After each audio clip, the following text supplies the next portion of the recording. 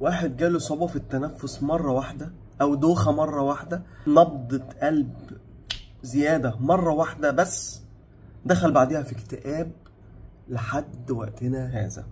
أنا بيجيلي العيانين دول كتير جدا، جات له مرة واحدة كده بس ضيق تنفس بسبب دور برد، بسبب ما نامش كويس، فجات له نبضات قلب زيادة شوية، شكرا، دخل بعديها في بانيك أتاك لحد وقتنا هذا. والكلام ده من سنين، ويروح عند دكاترة نفسيين وياخد أدوية نفسية، ودخل في اكتئاب ونوبات هلع بسبب إن مرة جات له وما فهمش إن دي حاجة مش خطر، ودخل في اللوب دي ودايما حاسس إن هو هيموت. تعال اشرح لك ده بيحصل ازاي. هو مرة جات لك نبضة زيادة، مرة جات لك دوخة جامدة، بعد كده بقى عندك حاجة اسمها anticipatory anxiety، يعني عندك قلق ان ده يحصل تاني، بتفضل عايش في القلق ان ده يحصل تاني بقيت حياتك، وتفضل مستني انه يحصل.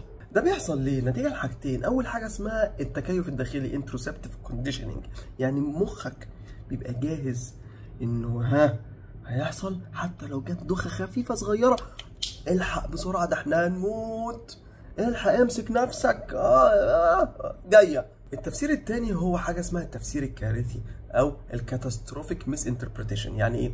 يعني مثلا جات لي الدوخة بسيطة، اروح بقى مزود ضربات القلب، اتخض، نفسي يزيد نفسي يزيد نفسي يزيد، وبعدين نبضات القلب تعلى فالدوخة تزيد اكتر، ماشي، لان انا بقى امبليفاي، بكبر بقى الشعور ده، فده يلا بقى زيط وعلى وعلى وعلى وعلى، فتروح داخل في النوبه من الدوخه والاكتئاب وتفضل تلف فيها. عشان كل ده العصب الباراسمبثاوي اللي هو الفيجاس نيرف اللي موجود هنا تحت الجمجمه وفي الرقبه بعد تظبيط الرقبه وتظبيط الجمجمه بيشتغل كويس جدا ويهدي الموضوع ده، بس احنا نسينا ازاي نشغله لانه بقاله كتير قوي عطلان، لان احنا بقالنا كتير جدا عايشين في نوبات الهلع والقلق.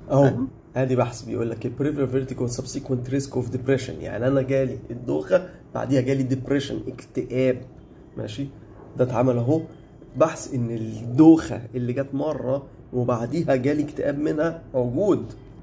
نفس الكلام ما بين السايكولوجيكال ستريس والبريماتيور فنتريكولار كونتراكشن، يعني النبضه الزياده، بريماتيور فنتريكولار كونتراكشن اللي هي النبضه الزياده اللي بتيجي في القلب اللي بعديها عملت لي سايكوسوشيال ستريس، رهاب اجتماعي، انا خايف اقعد مع الناس، خايف اشوفهم، فاهم قصدي؟ وهنا دي الابحاث ان الاوستيوباثي، العلاج بالاوستيوباثي هو اللي بيظبط الموضوع ده، بيظبط الفيجال تون اللي هو العصب الحائر، تظبيط العصب الحائر بيفيد جدا في تظبيط الحاله دي. فاحنا بشغلنا على الجمجمه وشغلنا على الفقرات العنقيه وكمان الحجام الحاجز وتدريبات النفس، كل ده بيهدي من الفيجال تون، ده بيظبط الفيجال تون وبيهدي من نبضات القلب وازاي تقدر تتصرف في موقف زي ده. المهم في الاخر عايز اقول لك ايه، انك ما تتجاهلش ده، مش مقصودش ان كل اللي عنده خفقان في القلب ان ممكن ما يكونش عنده حاجه، لا ممكن يكون عندك حاجه، روح حلل، اعمل اشعاعات واكشف قلب واكشف رئه، اكشف كل حاجه، بس اطمنت